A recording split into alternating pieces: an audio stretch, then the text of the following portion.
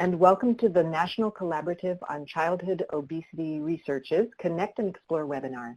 Today's spotlight highlights findings from a recent report from the U.S. Department of Agriculture Economic Research Service. The report is called Linking USDA Nutrition Databases to IRI Household-Based and Store-Based Scanner Data. USDA researchers created a purchase-to-plate crosswalk linking USDA data and household retail scanner data to measure the overall healthfulness of Americans' food-at-home purchases, or FAH purchases. Today's program has two parts. First, we invite one of the authors to discuss the report and its findings. Second, we will have one-on-one time to respond to your questions. If you have a question for our speakers during the webinar, please don't hesitate to write it in the chat box on the right side of your screen. If you need technical assistance, please let us know using the same chat box. And if you're having trouble logging into the webinar but you can hear us on the phone, just email us at ncor@fhi360.org and we will work with you to resolve the problem. So you might want to jot that down. It's nccor@fhi360.org. A final important technical note, if you're listening to the webinar using your computer speakers, please turn down or mute your computer microphone. This will greatly reduce the potential for background noise. Thanks for that. We will live tweet during the webinar. If you're on Twitter or other social media platforms, we encourage you to join the conversation by using the hashtag ConnectExplore and following @NCOR on Twitter and @ncor.org on Facebook. We're grateful to have one of the authors of the report on our webinar today.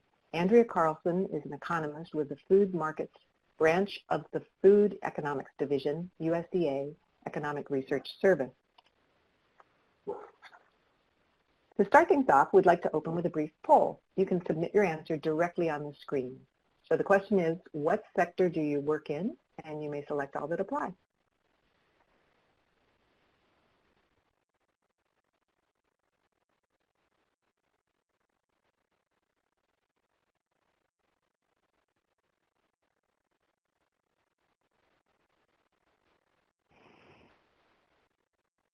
Great. It looks like we're coming in at about 30-something% in government. More of you are in academia, and still a good portion in nonprofit and in each of the other sectors. So thanks for that.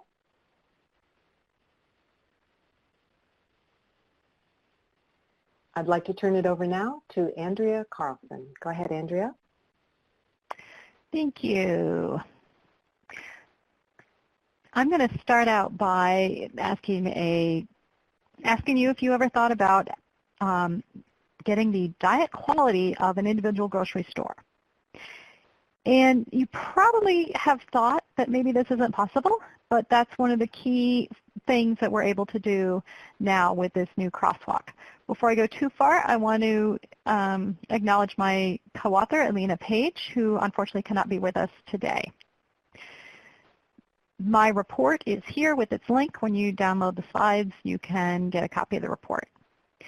This project was done as a collaboration across three parts of USDA, Economic Research Service, the Center for Nutrition Policy and Promotion, the Agricultural Research Service. And most of the work was contracted and done by WestStat. So I told you that we could get diet quality of a grocery store. What I have done here is I've actually calculated the Healthy Eating Index. For those of you not familiar with the Healthy Eating Index, and I apologize, not all of the components seem to have shown up on this slide. They were in the practice run. In the Healthy Eating Index, there are 12 components. You have the total score is shown up here. It has a maximum of 100 scores. The total component is shown up there in orange, and then there are adequacy components, which are things like fruit, whole fruit, greens and beans, vegetables, dairy, whole grains, things like that, things that we would want to eat more of. And then there are moderation components such as sodium, refined grains, saturated fats, and added sugars.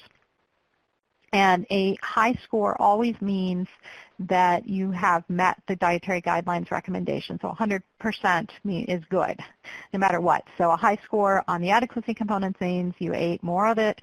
A high score on the moderation components means you ate less. The total score shown up there in the orange bar is about 55% of the total score. This is about what we see in other dietary components. This is the HEI score for all of the retail food purchases in the country, or actually all the HEI, all the retail food purchases in our data that we have access to. And we're able to do that because we have linked these two databases together. The project has two main goals. The first is to import the USDA nutrition data, especially the food group data, into our scanner data.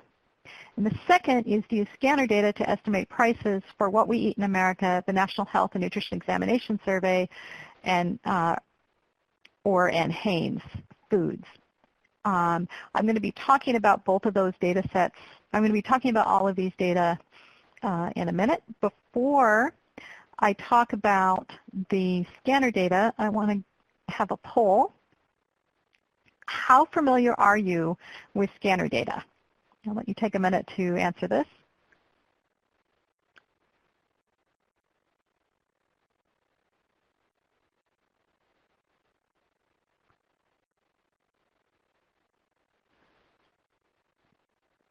Okay. Okay. It looks like most of you are coming in where I thought. I'm very happy to see that a couple of you have actually used these data regularly in your work. But most of you have maybe heard of scanner data but never used it. And a couple of you have never used it, have never even heard of it. So we'll start kind of at the beginning so that everybody's sort of on the same page with what it is. At USDA, we purchase our scanner data from IRI. It is basically when you scan your barcode at the grocery store or an employee does it for you, that information is recorded. And IRI is a company that sells these data. It is primarily used for market research. And what we get are the purchase transaction records collected from the store scanner systems. What we get the quantity and dollar sales by UPC, that's the barcode, by store by week. This amounts to about 6.5 billion transactions records per year. I'm going to be tell you in a minute what the barcode is.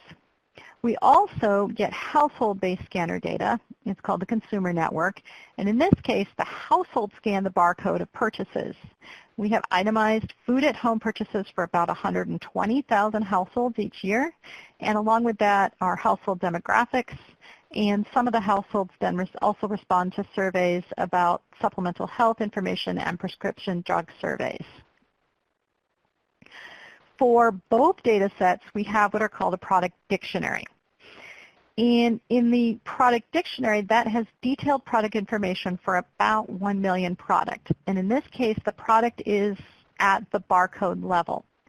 Companies change their barcode if they reformulate the product, if they change the package size, if they change the carton that it's shipped in. This is those product codes, those barcodes are those barcodes are used for marketing purposes, and they're also used to make sure we get them on the that they know how to put them into the store, how much shelf space it's going to take, and also attached. And in addition to this detailed product information, we also have the nutrition facts label for products with high sales. We also have the retail store information. Okay. Now, the next interactive poll, I'm hoping will come out a little bit differently since this is a nutrition audience. Can you bring that? Okay. This is how familiar are you with the USDA data sets? Particularly, I'm interested in the food and nutrition database for dietary studies and the food pattern equivalent database. Okay.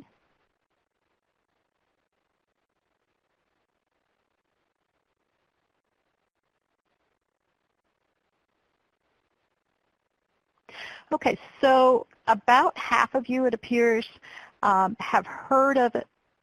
You've heard of at least one, but you've never used it, and then a few have used it, and about 20% have not even heard of that. Okay, so I will briefly describe the USDA data. It's a little bit more straightforward. The two main data sets that we use for this project are the Food and Nutrient Database for Dietary Studies. This provides nutrient values for foods and beverages. I use the 2011-2012 version, which includes about 8,000 foods for what we eat in America, surveyor and Haynes.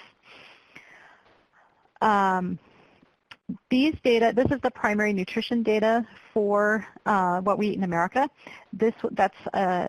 And these data are very, very detail-oriented. There's a lot more information there than on the nutrition facts panel. One big difference is that this is food that people actually report eating. So this would be, this is the food that you actually put on your plate as opposed to the food you might buy in a grocery store. The Food Pattern Equivalent Database, or FPED, converts the foods and beverages in the FNDDS to USDA food pattern equivalents. The food pattern equivalent would be like the cup and ounce equivalents that you find in my plate. So the number of cups of vegetables in, say, 100 grams.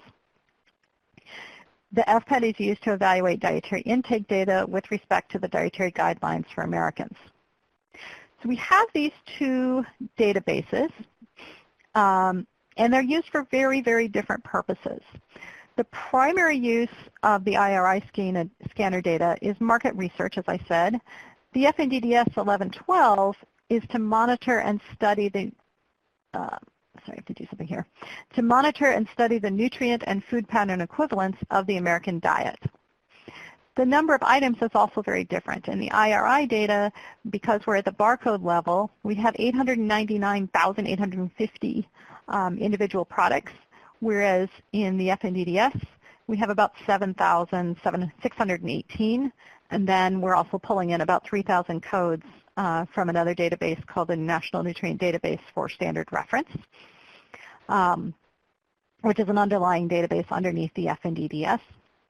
The structure is also very different. The IRI data is what's considered a big data.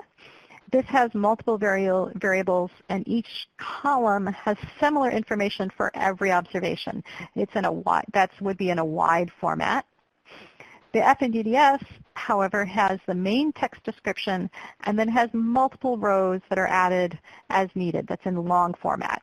And unfortunately, in the FNDDS, each row may be something different. So in the IRI data, all of the information about brand name is in the same column. In the FNDDS, if we have brand name, it could be in any one of the additional databases. It's not always as clear. Another important aspect of the data is the form. In the IRI data, we have the purchase weight, and that means the weight can include both edible and non-edible parts.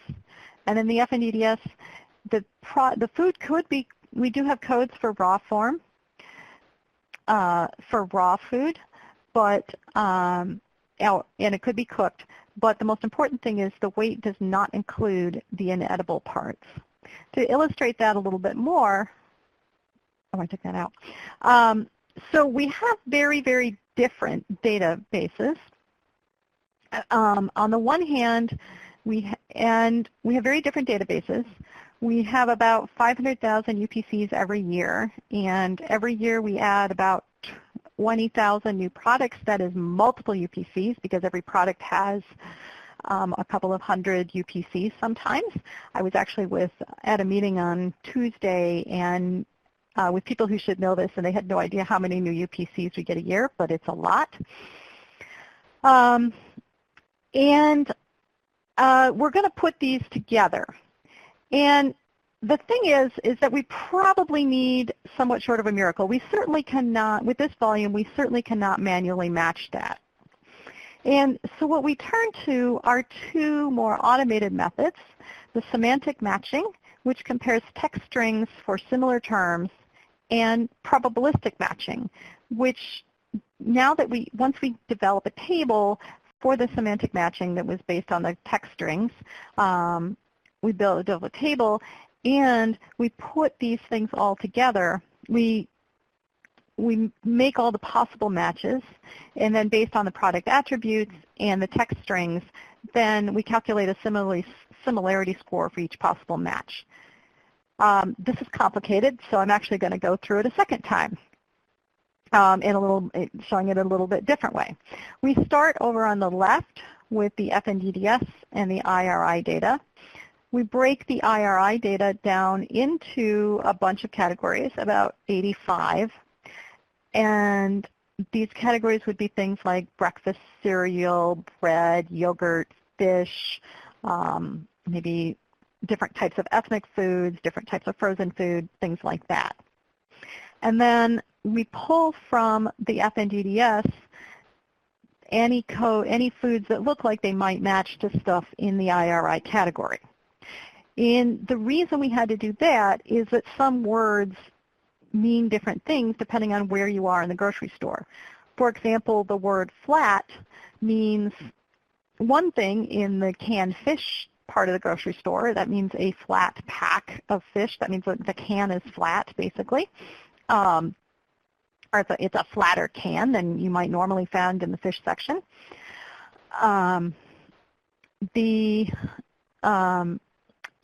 But over in the fish section, like in the fresh fish section or the frozen fish aisle, flat is going to mean a flat fish, like a flounder. So we can't actually we can't actually do this over the entire data set. We do have to do it category by category.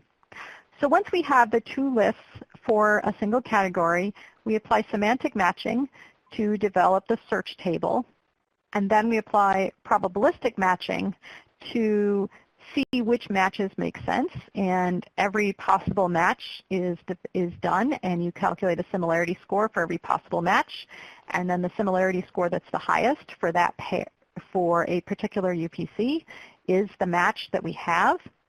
And then a nutritionist visually inspects the data, a random sample of the data. It's weighted by UPCs that have higher sales are going to be more likely to be selected for review. And the decision at that point would be, okay, this is an acceptable match, or no, we need to make some modifications to the search table and go back and rematch. Or, we've really gone through this several times, and we might have to manually match this category. And in some cases, we had a couple of problematic types of UPCs that we ended up manually matching. Usually manual match was only done if there wasn't sufficient information in the IRI data to do this. In the end, the vast majority of the barcodes we were able to automatically match, and we were very happy. The match table then looks like this. I should say, because I'm dealing with proprietary data, I did just make up these UPCs. They may not be exactly what they are.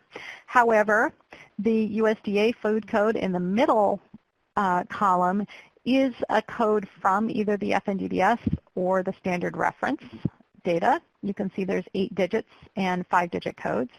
And then that's the description that comes from the USDA data. The USDA data are, of course, publicly available. In some cases, such as the bottom row, there just isn't a match available. That comes in when you've got a situation where we're trying to match products in the grocery store with products that people actually eat. And sometimes they just aren't quite the same thing.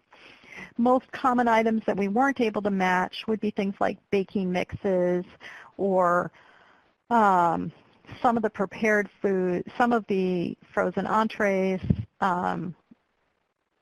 and dinner kits. That's just a difference in how, obviously people eat those things, but they're usually prepared by the time they eat them, and we can't match them to a prepared food because then we end up double counting stuff. So for instance, if we took a brownie mix that We can't match that to brownies because when you make a brownie, you might mix in eggs, you definitely mix in milk or oil or something, some other stuff. So we can't match that to the brownie mix. So that's how we did the matches. That's probably the most complicated factor. The other problem I had that I mentioned was we had the weights. And this is an interesting problem because in the IRI product dictionary, we have eggs and pomegranates and frozen peas and carrots and raw rice.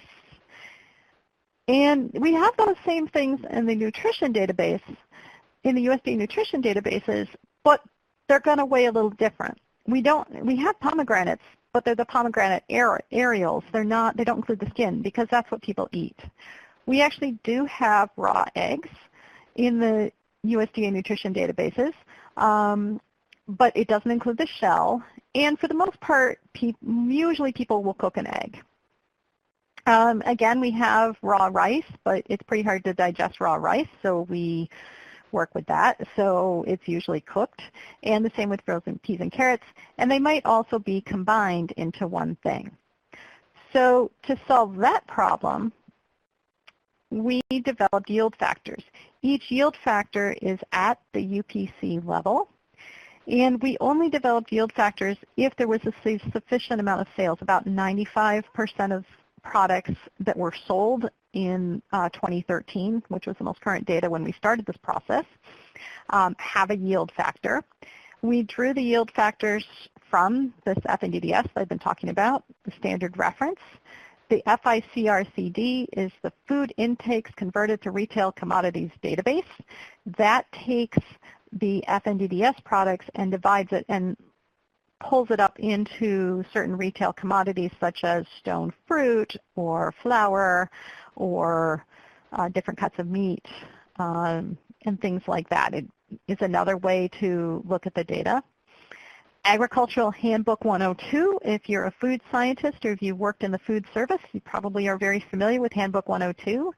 It was published in the early 70s, but some information just doesn't change. And then in a few cases, we had to rely on market checks because the market checks were very time-consuming and things like that, and they can also change. We tried to keep the market checked to a minimum, whereas the other four sources are all peer-reviewed. So what have we got? Well, the purchase-to-plate crosswalk provides matches between 650,592 UPCs, and these are matched to 4,390 FNDDS and SR food codes. This represents 5.9 billion transactions in the retail scanner data and about 46.6 million transactions in the household-based scanner data. This is a high percent of total sales available to USDA. I'm being vague here because the way you calculate total sales can get tricky. So it is a high percent of total sales. And then we also have yield factors for a little more than half of those UPCs.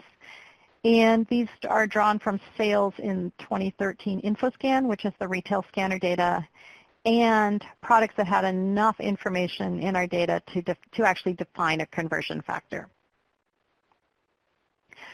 This is just the beginning. Coming soon is the national average prices, or a subset. You can calculate national is the purchase to plate. I'm sorry. Coming soon is the purchase to plate price tool. This will allow you to calculate national average prices or prices based on a subset of the scanner data, such as the type of store that people shop at. And this would be prices for foods that people report eating in What We Eat in America and Hanes. The tool that will be released soon calculates prices for 3,541 foods. This, for those of you who use NHANES, this doesn't sound like too many because there's closer to 8,000 FNDDS foods, but it does represent about 96% of reported food eating occasions and 97% of the grams of food reported consumed by NHANES participants. So you really are going to get a good coverage of that. Also coming soon, and soon, this is a little longer coming soon, We are updating this with 2015 data. The 2015 update includes both the retail InfoScan data and the consumer network or the household data. And in addition to the price tool is an ability to calculate the as purchased weight from as eaten weight of What We Eat in America and Hanes Foods. So if you go in, if you say, okay, I think somebody's diet should be based on this, and you come up with a list and quantities of Hanes Foods, this will allow you to calculate the as purchased weight for the ingredients used to calculate these foods. Excuse me. I have, in addition to the HEI score that I showed at the beginning, I have some initial results related to the location of fruits and vegetables in the store and where people are purchasing them. And then I'm also going to share some other questions under consideration, some other by USDA and our collaborators. Oftentimes when people use scanner data, as you've probably guessed by now, scanner data is really, really big. And so oftentimes when people go in to look at scanner data and assess the diet quality of it, they'll look at, and they might want to look at fruits and vegetables. And so a common place to look would be the produce section. And a produce section, and you say, okay, here's the fruits and vegetables, and we'll compare the sales in the produce section in this store versus that store, or whatever. And we might think about including the canned and frozen fruits and vegetable sections if they're easy to identify. Some scanner data sets they are, and some they're not. The problem with using this method, now using the purchase to plate crosswalk, I've been able to identify a problem with that method, particularly for vegetables. The cup equivalent would be what, for those of you familiar with My Plate, it's recommended you eat a certain number of cups of vegetables every single day. This is an 8-ounce cup.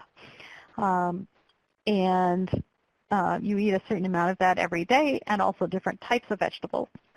So I was able to calculate the total number of cup equivalents in the store, and for the fruit section, if you just go for the produce section to look at fruit purchases, you'll get about 70% of the fruit available in the store, but the other 30% you're going to miss. For vegetables, you only get about half of the cups purchased is in the produce section. I'm sure you're wondering, where is the other half coming from? Excuse me. In this slide, what I've done is I'm looking at the share of sales of various parts of the grocery store. These are aisles. The third one up from the bottom, shelf-stable condiments, and I'll have to look up what that is. I can't actually see on my notes what it is either. What I did to do this slide was every code that is identified as a fruit or a vegetable in the USDA data, I called it a fruit or I called it a vegetable. And then this is the percent of sales. So it was declared a vegetable if it matched to a vegetable code, declare a fruit if it matched to a fruit code, and then other if it matched to any of the other codes. So as you can see, frozen fruits and vegetables and shelf-stable vegetables, as one might expect, those are predominantly fruits and vegetables down at the bottom. Shelf-stable vegetables are both things like canned tomatoes, canned beans. Dried beans are often in the produce section, but sometimes they put them in the shelf-stable vegetables as well as other canned vegetables or packets.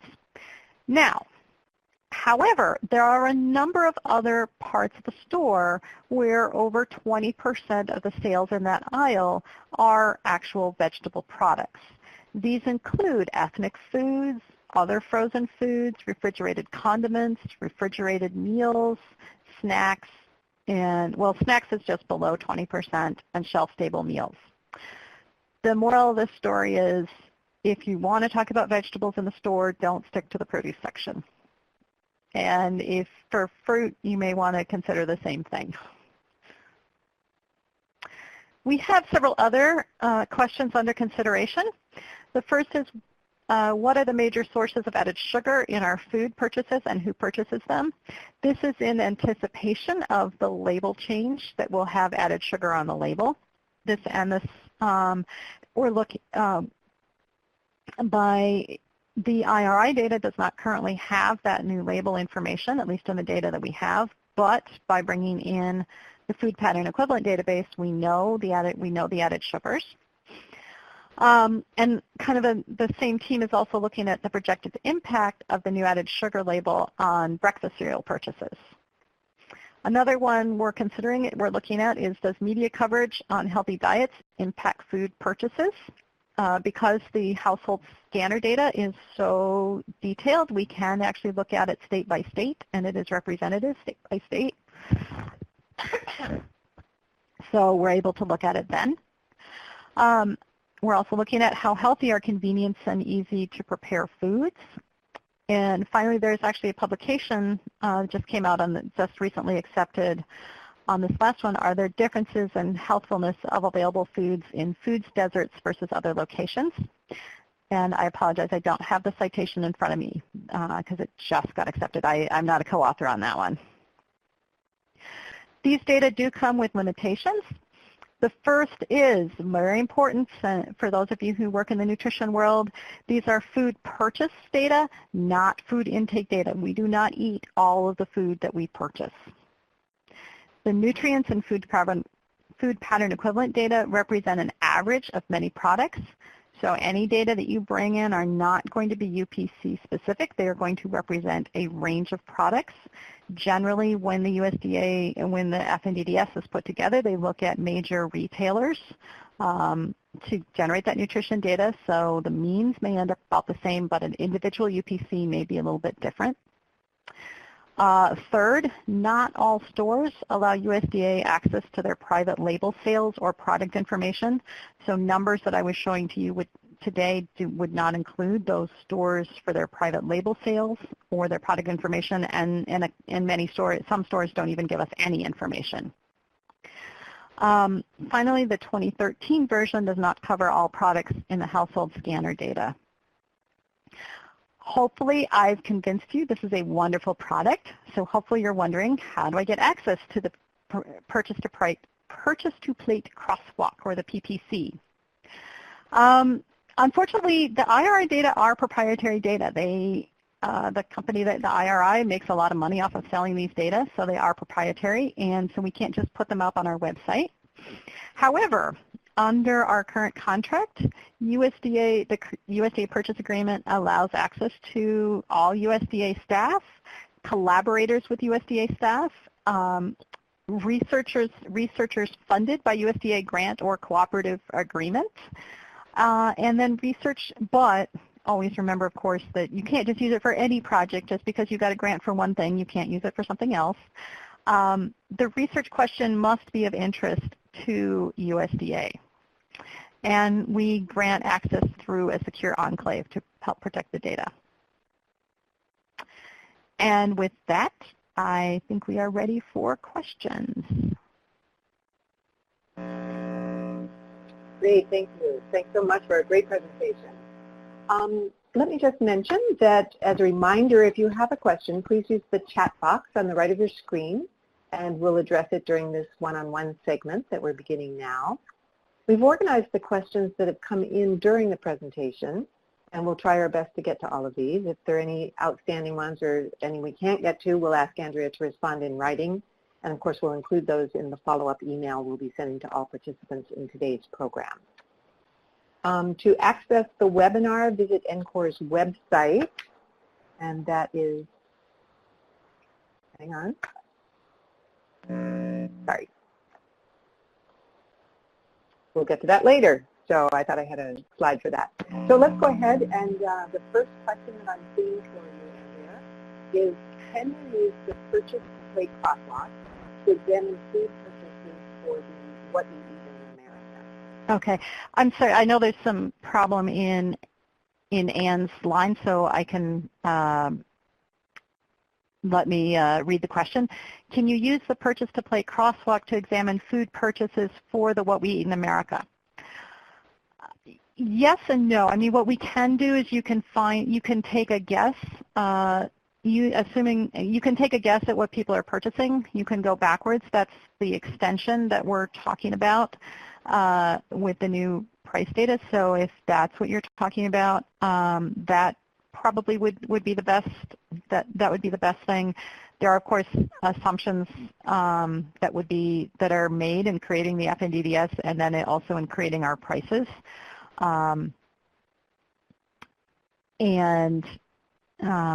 So yeah, of course, that assumes you have access to the IRI data. Great, thanks for that. Is my line better now? Yes. Okay.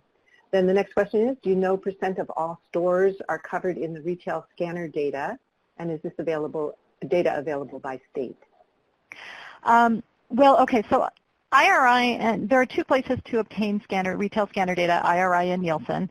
What is available to USDA is about half of all retail sales, but it is not, I think it's only, I think it's 35 to 40% of stores. And it's mostly the chain stores that we have. We don't have there aren't very many of the small independent stores available in the data. Is it available by state? Yes and no. Many stores do not want to give us individual store data, and so they give us what they call a retail market area. And the retail market sometimes crosses state lines, so it gets a little bit difficult to cross state lines. However, to some extent you can get it at the state level, but gets a little tricky. Thanks for that, Andrea. I have another one. Are we able to get this data at census tract level or neighborhood level? The household panel does include fairly specific geographic level. We do have the store information, including the address. So yeah, you could, again, to the extent that we have the store level data. Some of the bigger chains do not give us its store level, it's RMA level. In terms of being able to calculate prices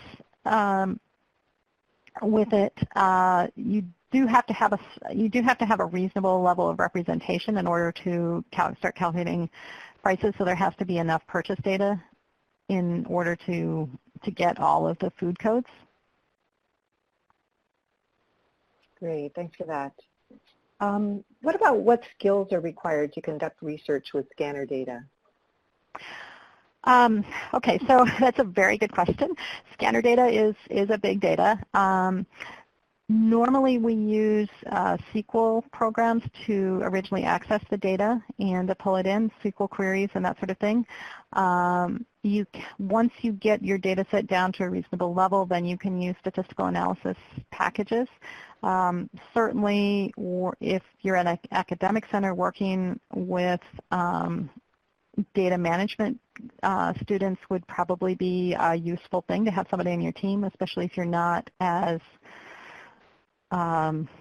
skilled in programming. But it is big data, and then it also requires a certain amount of patience because it sometimes takes a while to run, and then willingness to learn new things.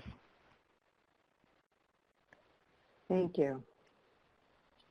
Let me ask you this one. Since Americans' diets leave room for improvement in terms of healthfulness, and you only match products in the top 95% of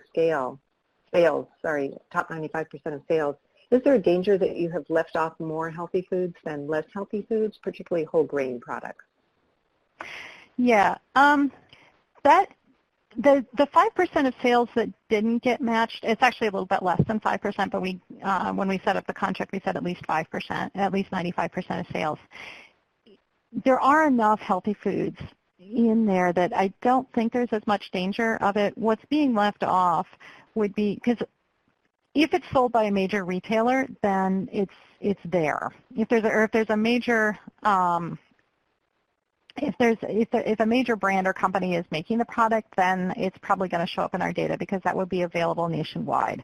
What doesn't show up are the very localized brands that maybe show up at 1 or 2 stores, or sometimes very small manufacturers, maybe even kitchen manufacturers, might have stuff in 1 store. And then the other thing that just gets hard to match would be stuff that's sold at the prepared food at the deli food aisle, at the deli counter, and things like that. Thank you. I just wanted to point out to listeners that the NPOR Coordinating Center has just posted the link to the report, so please make use of that. I had a question also about loose leaf fruit and vegetables. How representative is the data set of all the items available? Okay, good question. In the retail data, that would be fairly representative. The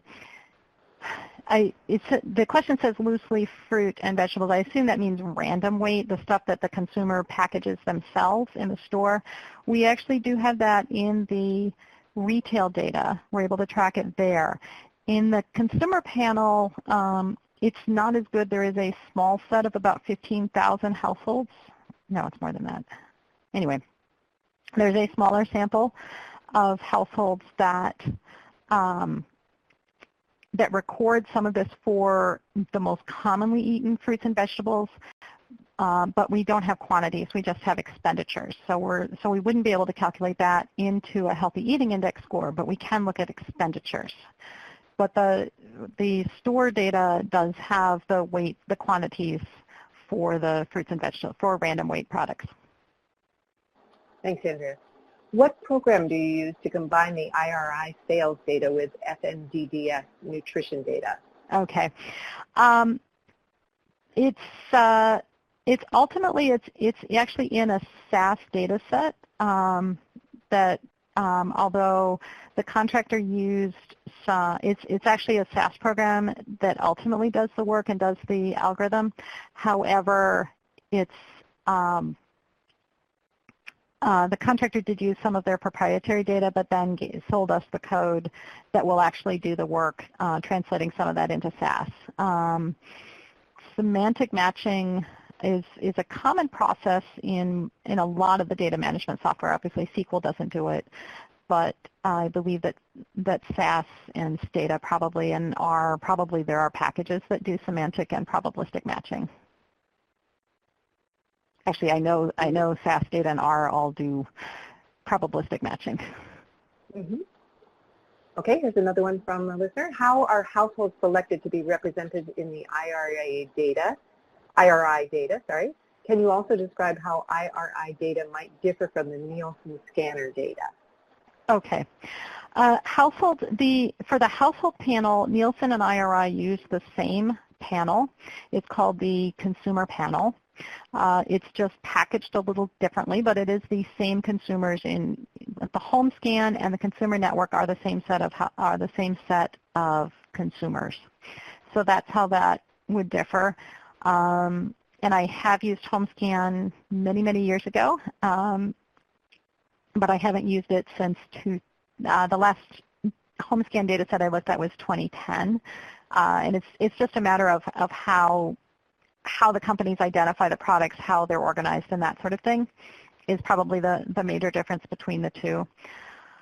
The retail data, both companies cover a significant share of the country in terms of sales, and we haven't really, perhaps some of this, there's a way to access Nielsen data for academics, which of course as a government employee I don't have access to. So we haven't really played that much with the Nielsen data to see how this applies to that. Okay. Do you have a plan to update nutrition information on the FNDDS for your new nutrition labeling research? And if you do, when will it happen? And somebody just added, and why breakfast cereal for the new nutrition labeling research? Okay, all right. Yes, we are in the process of updating it. We're planning to, so the 2015 IRI data are matched to the FNDS 1314, and then going forward we'll be doing updates. The FNDDS, I can't really speak for FNDDS how they're updating it, how they're using it, but since they're a partner in this project, they are using it, and then also the branded foods product database on Nutrition Central is also being used. Why did we choose breakfast cereal? Well, at the very beginning of that research, we didn't have the conversion factors yet, and so we wanted to pick this research was done by a team at Colorado State University. They were testing out the crosswalk and see how it worked, see what it looked like. At the very beginning, when we started working on that research, we didn't have the conversion factors, so we had to pick a product that didn't need a conversion factor, for one thing.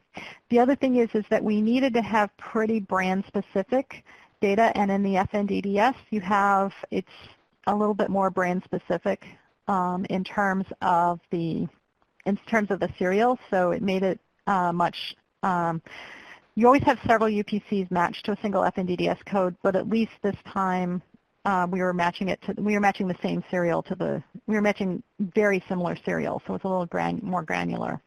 I think there's about 1,500, somewhere between 1,000 and 1,500 cereal codes in the FNDDS.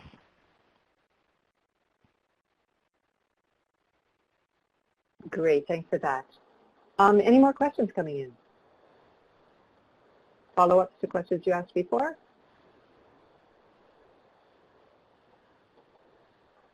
Okay, we're not seeing, oh, somebody is typing. I'll wait for that one to come in. Just hang on a moment, please. We'll have one more question at least.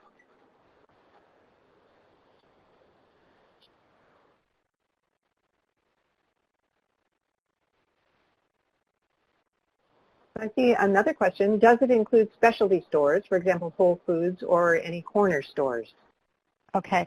I can't disclose which chains are involved, contribute data to IRI. It does include convenience stores, though these are mostly the chain convenience stores.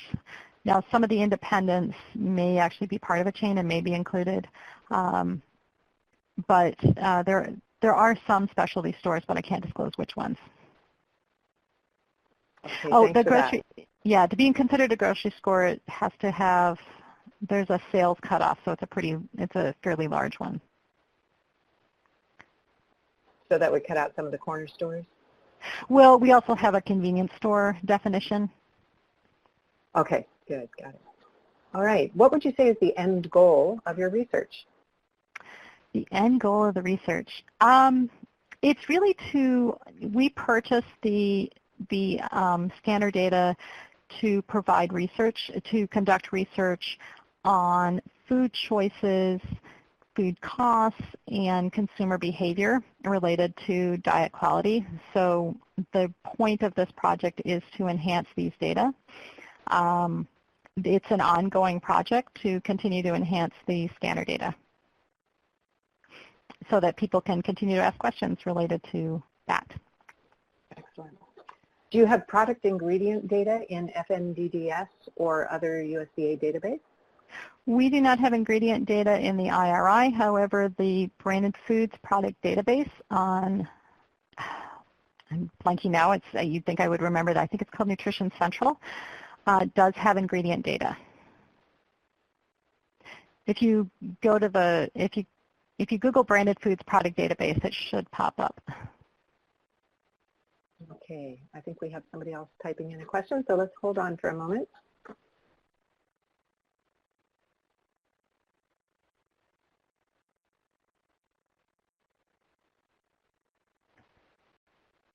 Okay, I'll give it one more moment and just see if that question, oh, here we go.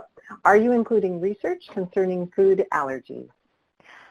Well, I'm an economist, so not me specific, although other people certainly could, and I believe that people using the branded foods product database might be able to conduct research that way.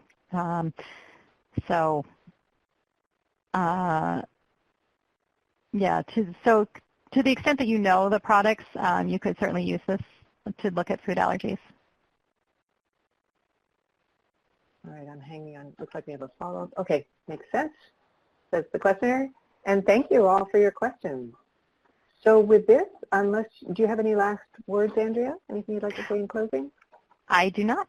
Thank you very much for tuning in. I really appreciated the questions.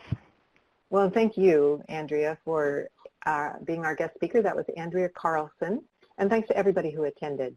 Before signing off, just take a moment to complete the brief survey that will be appearing. And your response will help to shape future webinars and really maximize attendees' time. So we'll switch back over to the feedback form now. You can write your input directly on the screen and hit submit. Have a good afternoon, everybody. This concludes today's conference call. You may now disconnect. Speakers, stay on the line for our post-conference.